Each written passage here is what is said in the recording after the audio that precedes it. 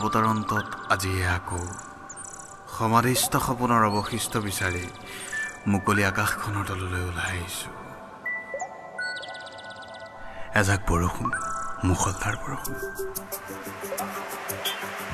দুহাত মেলি তেনেকৈ ৰৈ আছোঁ। তুমি আহিবা, সাৱটি ল'বা আৰু বৰষুণ যাক ক'ৰবালৈ গুচি যাব।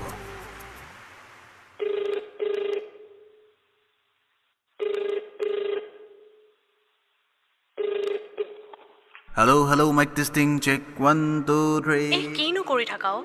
কোৱা, কথা কোৱা। তাৰমানে তুমি শুৱাই নাই? এতিয়াই টোপনি আহিবনে? আহিলেও তুমি শুবলৈ দিবা? কি কথা কোৱা হে? মই তোমালোকৰ ঘৰৰ পদূলিত অখণ্ড ভাগৱত পাঠ আয়োজন কৰিছোঁ নে জেঠমহীয়া বহাগী বিদায় অনুষ্ঠানৰ? মনে মনে থাকা, একদম বেছি কথা কোৱা। Okay, silent.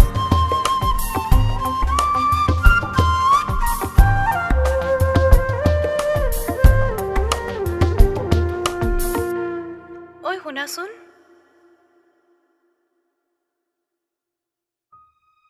শুনা না।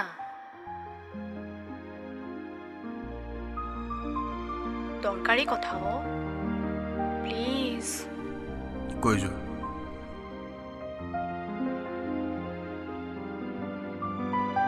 ল'ৰাটো দেউতাৰ পচন্দ হৈছে। তাতে কি? তোমাৰতো ভাল লগা নাই? সেইটো কথা নহয় দেউতাক কৈ দিয়া তুমি এতিয়া বিয়াত নবহা বুলি। কৈছিলোঁ, ল'ৰা ঘৰে বিয়াৰ পাছতো মোৰ পঢ়া শুনাৰ দায়িত্ব ল'ম বুলি কৈছে।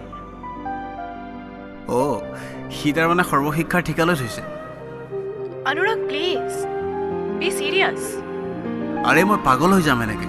কি চিৰিয়াছ হ'ল? কৰোঁ কি মই? না মই ধনী দেউতাকৰ একমাত্ৰ সন্তান, না মোৰ এটা চৰকাৰী চাকৰি আছে। এতিয়ালৈকে ফাইনেল ছেমিষ্টাৰৰ ৰিজাল্ট ওলোৱাই নাই। কৰোঁ কি?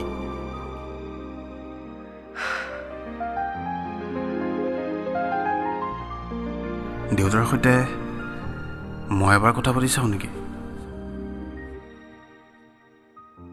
নাই, গণ্ডগোল হৈ যাব। দেউতাই প্ৰেম বিবাহ একেবাৰে বিশ্বাস নকৰে। তাতে তুমি আৰু মই একে বয়সৰ বুলি গম পালে আৰু মানিব। এবাৰ চেষ্টা কৰি চাওঁ, মাত্ৰ 2 বছৰ সময় লওঁ। আমাৰ সম্পৰ্কৰ কথা গম পালে দেউতাই মোক মাৰি পেলাব। তেন্তে বিয়াৰ দিনবাৰ খাটাং হৈ গ'ল মানে? দৰাই তোমালৈ ফোন কৰা আৰম্ভ কৰি দিছে তাৰমানে? Just shut up, Anurag. Don't cross the limit.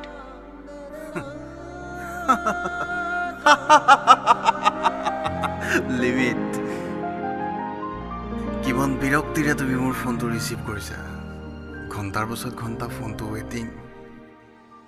যদি তোমাক এতিয়া সোধোঁ, ক'বা মাহীয়ে ফোন কৰিছিল, মামাৰ ল'ৰাটোৱে খবৰ লৈছিল, আৰু বেছিকৈ সুধিলে জাঙুৰ খাই উঠিবা মোক সন্দেহ কিয় কৰিছা বুলি। ফোন তোমাৰ, চিম কাৰ্ড তোমাৰ, আৰু তাতকৈ জৰুৰী জীৱনটো তোমাৰেই। বুজাই দিলে বুজি পাওঁ। হ'ব দিয়া, নম্বৰ সলনি কৰিব নালাগে। আমনি নকৰোঁ আৰু মই ভাল পাওঁ তোমাক বহুত। এদিন সুধিছিলা মই তোমাক কিমান ভাল পাওঁ, উত্তৰটো দিয়া নাছিলোঁ।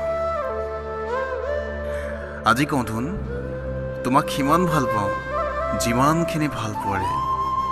আজি সহজভাৱে মানি ল'ব পাৰিছোঁ, প্ৰেম মানেতো বিবাহ নহয়। ভালে থাকিবা।